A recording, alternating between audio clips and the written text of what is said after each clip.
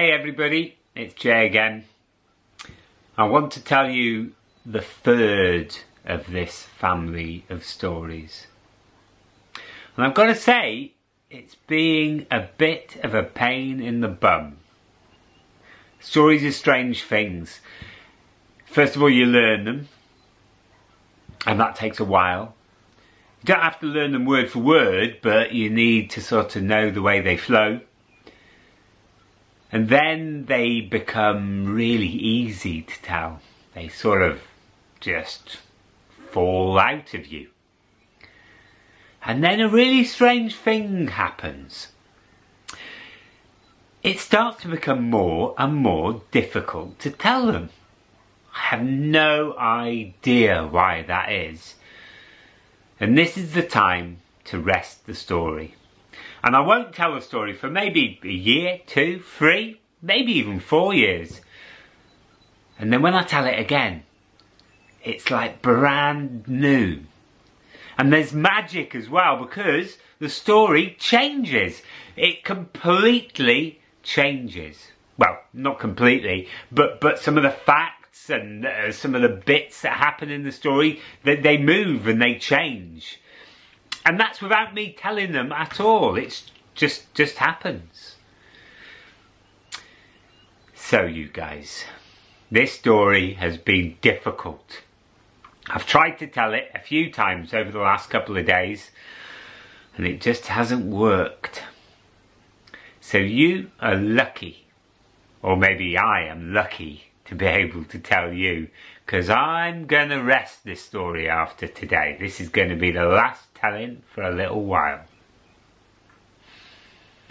Now, once upon a time in Wales, there was a witch called Carrag Wen, the White Rock. And she had 2 children. One child was called Branwen, the White Raven, and she was fair of face and fair of heart. But she also had a son. Avakdi was his name. An evil child. A nasty child. He was the sort of boy who would take a puppy, put it in a barrel, fill the barrel full of water, put the lid on, and then listen to it drowning. They kept him in a high room in the castle where the witch lived, just in case. Now this made that witch so sad. And so one day she decided to make a great spell to give him the power of sight. Now, you lot, I don't mean the power of sight. No. I mean the power, the ability to be able to see into the future and to know what is to come. And she thought that if he had that power, he would see what the consequences of his actions are, and that might change him and make him a better person. And so she started to collect all the stuff to make a great spell. Now you guys, I wonder, can you imagine what you need to put in a great spell? Yeah? Okay. Yes, that's true too. Yeah? Well, all of those things, definitely. But she went to the mountain, and on the mountain she collected all the mosses. And then she went to the river. And when she got to the river, she collected the slime that grows on the rocks. And she collected the round, smooth pebbles from the bottom of a particularly powerful waterfall. And then she went to the beach. And on the beach, she collected some sand and some seaweeds. And she collected crab legs. Then she went to the fields. And in the fields, she collected the wild flowers and the gorse. And in the forest, she collected the leaves from the rowan tree, a very powerful tree. A bit of bark from grandfather oak, and a little bit of that soil that you find only in forests that smell amazing.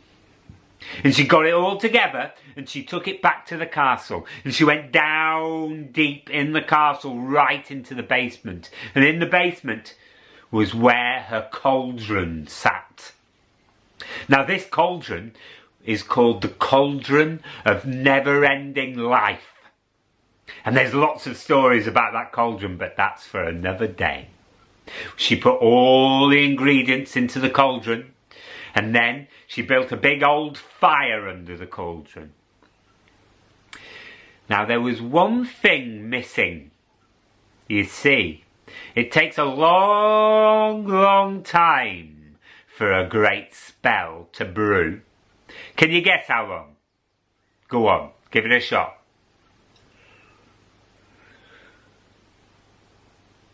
Well, if you guessed a year, you're absolutely right.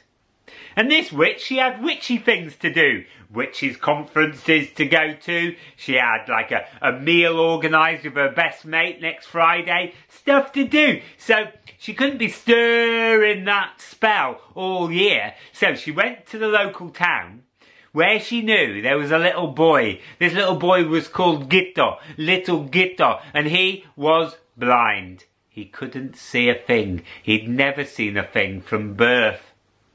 And because he was blind, he had no say in the fact when she nicked him and took him back down deep into the castle. And she looked at him and she said, "Stir this brew or else."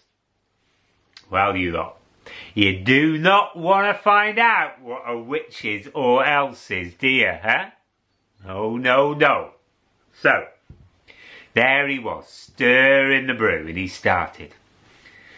And out in the fields around the castle, the people came and they planted the crops, and the crops grew. And then the people came with their scythes and they started cutting the crops and they brought it in. And the trees turned from greens to golds and browns, and the leaves started to fall from the trees. And the first frosts came to the land, and the brew was nearly ready. There was three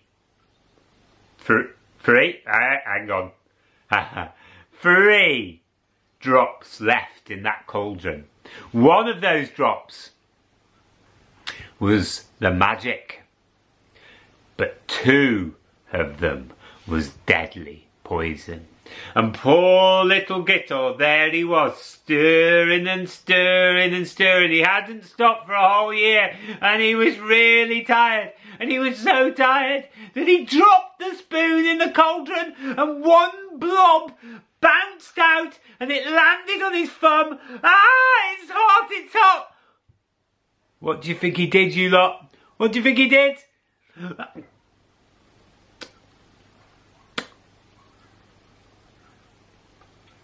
Slowly, ever so slowly, the magic spread down into his tummy, and then up into his arms, and all the way to his fingertips, and then up and to his eyes, and for the very first time,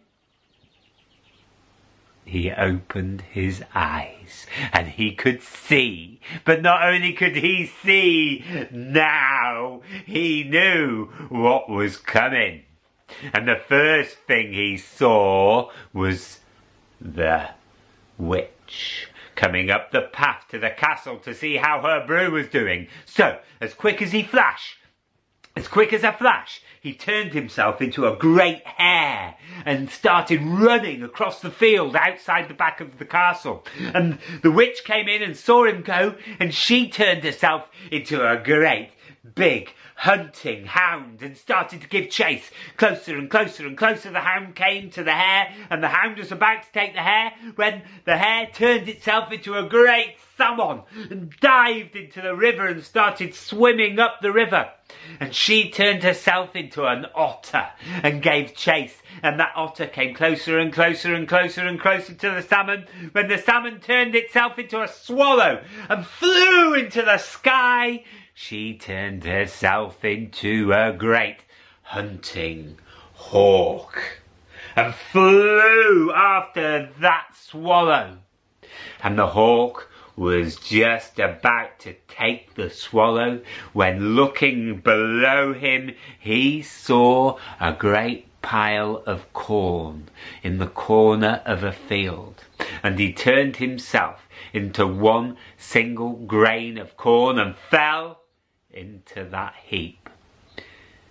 But she turned herself into a great big hen and started peck, peck, peck, peck, peck, peck, peck, peck, peck, until eventually she ate little Gitto up. Now, she felt a bit smug about this. She thought she'd won. But inside of her, little Gitto was growing. And a week later, her stomach started to swell. And 9 months later, she gave birth to baby little Gitto. And she looked at that baby and she was really angry with it. But then the baby opened its eyes, and its eyes were incredible. They were deepest blue, blue like skies on winter evenings, blue like deep pools of water under the moonlight, eyes to swim in, eyes to drown in. And suddenly, she wasn't angry anymore.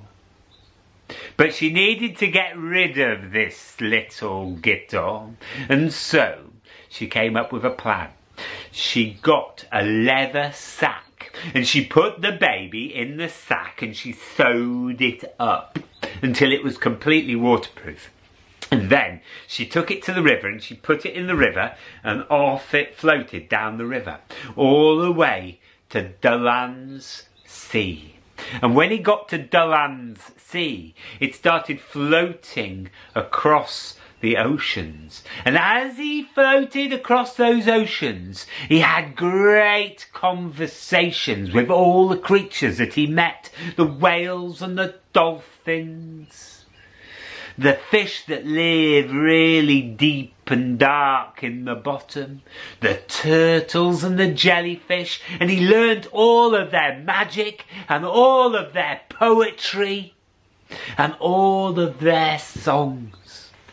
And eventually he ended up getting washed up a river, just actually to the south of where I'm telling you this story now, into the River Dovey. And he went up the Dovey, and eventually he got caught in a little waterfall called a weir. And really strangely, incidentally, on that day there was a fisher prince fishing in the pool below the weir. And this fisher prince, I have to tell you, was the worst fisher person in all of the land.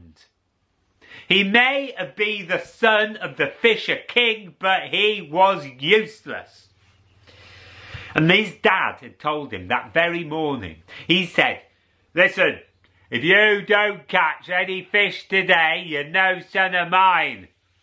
Whew, bit harsh, I know, but that's what it was like in them days. And so the Fisher Prince had come down to the river, whoosh, and he'd taken his fishing rod and he'd been fishing for hours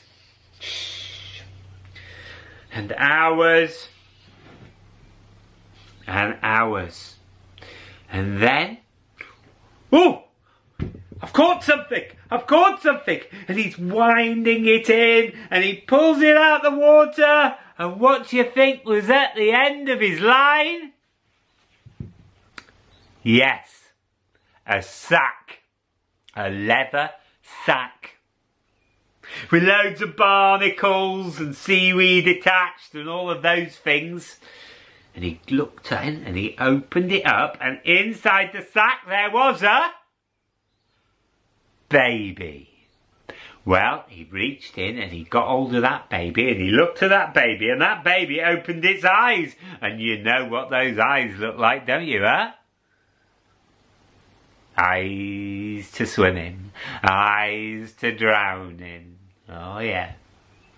But then that baby started telling poetry. The most amazing poetry that you've ever heard. I wish I was a poet. If I was a poet, I could tell you what it sounded like, but I'm not. It sort of was like wind blowing in the tops of trees. It was like the words that your mother told you the first time she held you in her arms. And that baby said, I am the great bard Talizam, and I am the greatest magician. I am the greatest poet that has ever been and that will ever be. And I will be your bard. And that is the story of the birth of the great bard Talizam. Now in Wales we call him Talizam, but he's known by different names all over the world. Merlin, maybe? Have you heard of him? Ah, good. Well, you guys, thanks ever so much for listening. I'm loving telling these stories, and I'll tell you a few more as the weeks go by. Ta-ra for now.